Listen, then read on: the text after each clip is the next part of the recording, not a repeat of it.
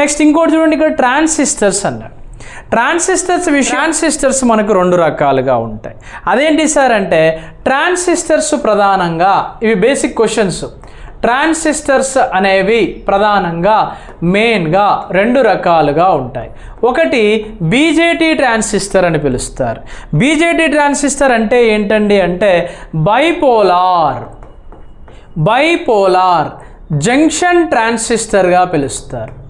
ఈ bipolar junction transistor అనేది తిరిగి మళ్ళీ 2 రకాలుగా ఉంటుంది. ఒకటి ఎన్పిఎన్ ట్రాన్సిస్టర్, రెండవది పిఎన్పి ట్రాన్సిస్టర్స్గా ఉంటుంది.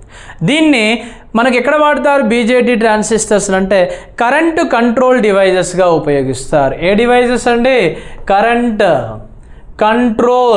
కంట్రోల్ డివైజెస్గా ఉపయోగిస్తారు బీజేటీ ట్రాన్సిస్టర్ని.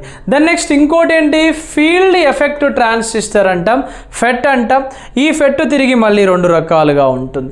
దీనిలో మెయిన్గా ఏంటండి, ఒకటంటే JFET means junction field effect transistor.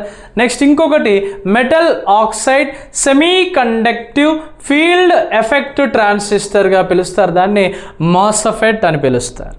అంటే ఎగ్జామినేషన్ పాయింట్ ఆఫ్ వ్యూలో మనం బాగా గుర్తుంచుకోవాల్సిన విషయం. లాస్ట్ టైం దీంట్లో నుంచి మనకేం అడిగాడు, ఎన్పిఎన్ ట్రాన్సిస్టర్ యొక్క ఇమేజ్ కూడా అడిగాడు. అంటే తీసుకున్నటువంటి ట్రాన్సిస్టర్ ప్రక్రియలో ఈ బేస్తో పాటుగా ఇక్కడ ఉన్నటువంటి కలెక్టర్తో పాటుగా ఇక్కడ ఉన్నటువంటి ఎమిటర్ భాగంలో యారో మార్క్ అనేది మనకు బయటికి చూపిస్తూ ఉంటుంది. ఇది ఎన్పిఎన్ ట్రాన్సిస్టర్.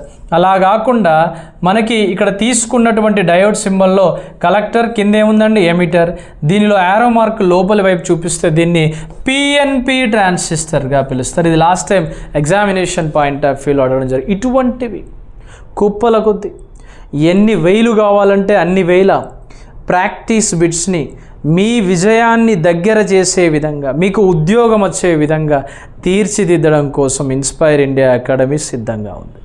కాబట్టి ప్రతి ఒక్క ఆస్పిరెంట్ దీన్ని తూచా తప్పకుండా ప్రాక్టీస్ చేయండి, విజయం సాధించడానికి ప్రయత్నం చేయండి. బిట్లు చేయని వాళ్ళకి, ప్రాక్టీస్ బిట్లు చేయకుండా ఉద్యోగం రావాలంటే 100% రాదు. గత నోటిఫికేషన్ల కథ కాదు, ఇప్పుడు మొదలైంది అసలు కొత్త కథ. Wish you all the best and good luck.